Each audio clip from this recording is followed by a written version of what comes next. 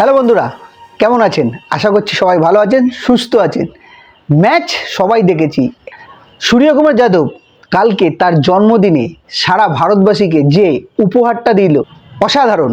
আর সঙ্গে পাকিস্তান যে ভাষায় বোঝে সেই ভাষায় কিন্তু জবাব দিয়েছে। অলরেডি আপনারা সবাই দেখে নিয়েছেন, ট্রেন্ডিংয়ে রয়েছে যে ম্যাচ ফিনিশ করে কারোর সাথে হাত না মিলিয়ে ড্রেসিং রুমের দিকে চলে যায় প্লেয়াররা। সূর্যকুমার যাদব সঙ্গে শিবম দুবে। সূর্যকুমার যাদব 6 মেরে ম্যাচ ফিনিশ করে এবং শিবম দুবেকে নিয়ে ড্রেসিং রুমের দিকে চলে যায়।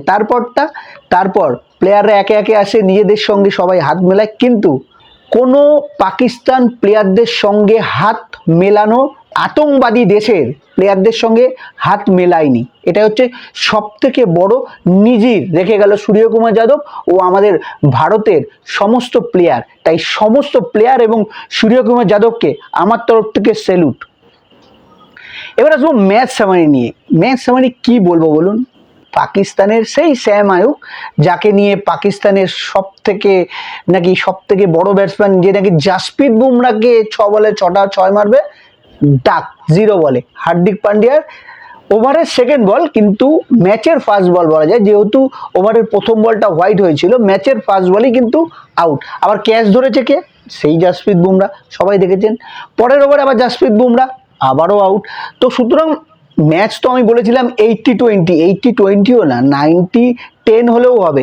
কারণ এই যে সবাই বলে পাকিস্তানের সঙ্গে রাইভাল বা পাকিস্তান ইন্ডিয়ার ম্যাচ, আমি মনে করি না পাকিস্তান কোনো টিম।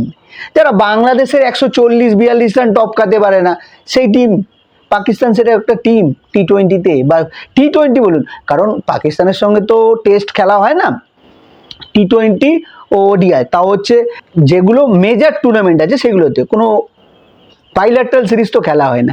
তাতেও যে পরিসংখ্যান আছে, টি-20 ও ওডিআই মিলিয়ে এখন অব্দি প্রায় 10টা খেলা হয়েছে, 10টার মধ্যে 8টা ইন্ডিয়া জিতেছে, মানে 80% হচ্ছে জেতার রেকর্ড আছে। ওইদিকে টোটাল অল ওভার ধরলে, মানে হচ্ছে ওডিআই ধরলে আর টি-20 ধরলে 20খানা ম্যাচের মতো খেলা হয়েছে। 20 বারের মধ্যে 18 বার ইন্ডিয়া জিতেছে, 2 বার পাকিস্তান জিতেছে, 2 বার। তার মধ্যে একবার টি-20 ওয়ার্ল্ড কাপে হারিয়েছিল, সেটা মনে আছে তো আপনাদের? যাই হোক, সেই বলছি যে এদের সঙ্গে রাইভাল বলাটা চলে না, বা এদের সঙ্গে ম্যাচ খেলা মানে আমরা জিতবো এটুকু 100% লিখে দেওয়া যায়। আর ইন্ডিয়ার এই টিমকে হারানোর মতো ক্ষমতা পাকিস্তানের নেই। কারণ পাকিস্তানের প্রিমিয়াম বিশাল বড় বোলার শাহিন শাহ আফ্রিদি, তাকে কেমন ধুয়েছে দেখেছেন তো অভিষেক শর্মা? ইয়ারলে বলে অসাধারণ ব্যাটিং। যাই হোক, অভিষেক শর্মা যে স্টার্টটা দিয়ে গেছে, তারপর সূর্যকুমার যাদব, তিলক বর্মা সবাই ভালো খেলেছে, গোটা টিম ভালো করেছে। বোলারদের কথা কার কথা বলবো? কুলদীপ যাদব পরস্পর 2 ম্যাচে 2টো man of the match Kuldeep Yadav, একটা স্পিনার। ভাবতে পারছেন? কুলদীপ যাদব, আকসার প্যাটেল, জাসপ্রীত বুমরা। আকসার প্যাটেল 2 উইকেট নিয়েছে। সব থেকে ভালো কথা হচ্ছে শোয়েব আখতার, সে নিজের দেশের ক্রিকেটারদের বা নিজের দেশের টিমকে কিছু বলতে পারে না, বা নিজের দেশের সম্বন্ধে কিছু বলতে পারে না, সে গেছে বাংলাদেশের হয়ে কথা বলতে। বাংলাদেশ এই হ্যান টিম, ওই টিম। আরে বাংলাদেশ তো তাও 140-এর গন্ডি টপকেছে। পাকিস্তান তো যদি লাস্ট ওভারে ওই রানটা না করতো শাহিন শাহ আফ্রিদি, তাহলে তো 100-র গন্ডিও টপকাতে পারতো না। লজ্জাজনক। বাংলাদেশকে বলার আগে নিজের দেশকে দেখুন গিয়ে, নিজের দেশ কি করছে, নিজের দেশ কি ক্রিকেট খেলছে সেটা দেখুন গিয়ে। আর পাকিস্তানের সঙ্গে তো ওই যে ভাইচারা বলে আর কিছু নেই, ভাইচারা না, ওরা আমাদের শত্রু ছিল, শত্রুই থাকবে। প্লেয়াররা কিন্তু যেটা ডিসাইড করেছে সেটা মাঠে দেখিয়ে দিয়েছে। সবাই বলছিল না বয়কট যদি করতে হয় এই রকম, অপমান যদি করতে হয় এই রকম, যেই অপমানটা সূর্যকুমার যাদব এবং পুরো টিম ইন্ডিয়া করেছে। আর ড্রেসিং রুমের দরজাটা কেন বন্ধ করেছে বলুন তো? এমনি তো চোর দেশ, ঠিক আছে, ঋণে জর্জরিত। ওই হার্দিক পান্ডিয়ার যে 18 কোটি টাকার ঘড়িটা আছে না, ওই ঘড়িটাও যদি চুরি করে নিত ড্রেসিং রুমে ঢুকে, এই জন্য হাত মিলাতে দেয়নি। ড্রেসিং রুমে ঢুকতে গেছে এবং দরজা বন্ধ করে দিয়েছে।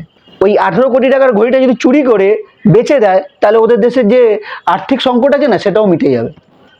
তো কাদের সঙ্গে তুলনা করতে এসছে? একটা প্লেয়ারের হাতের ঘড়ির দাম 18 কোটি টাকা, যেটা ওদের দেশের আর্থিক সংকট দূর হয়ে যাবে যদি ওটা বিক্রি করে দেয়। একটা কাজ হতে পারে, ওদের প্রাইম মিনিস্টার এসে হাতে পায়ে ধরে ঘড়িটা নিয়ে যেতে পারে। যাই হোক, ম্যাচ কেমন দেখলেন?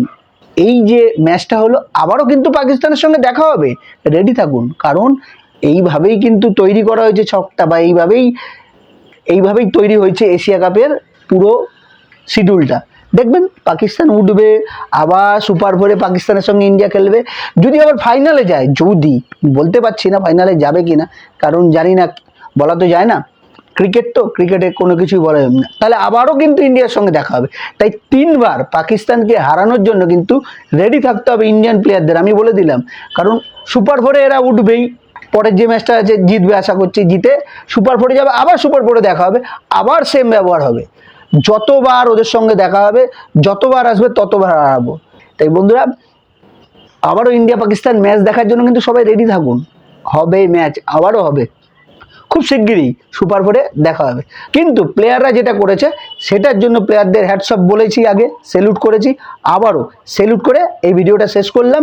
আর পরের ম্যাচগুলো যখন হবে সেম সেম ব্যবহারই চাই পাকিস্তানের সঙ্গে, কোনো ভাইচারা না, কোনো হাত মেলানো না। তো বন্ধুরা, কেমন লাগলো এই ভিডিওটা? আশা করছি ভালো লেগেছে। ভালো লাগলে আমাদের সঙ্গে থাকবেন, লাইক শেয়ার করবেন, আর কমেন্ট বক্সে আপনার গুরুত্বপূর্ণ মতামত জানাবেন, সঙ্গে সাবস্ক্রাইব করতে ভুলবেন না। পরের ম্যাচগুলো আরও বেশি বেটার খেলবে এবং আরও জঘন্যভাবে ওদের হারানোর জন্য রেডি থাকবো।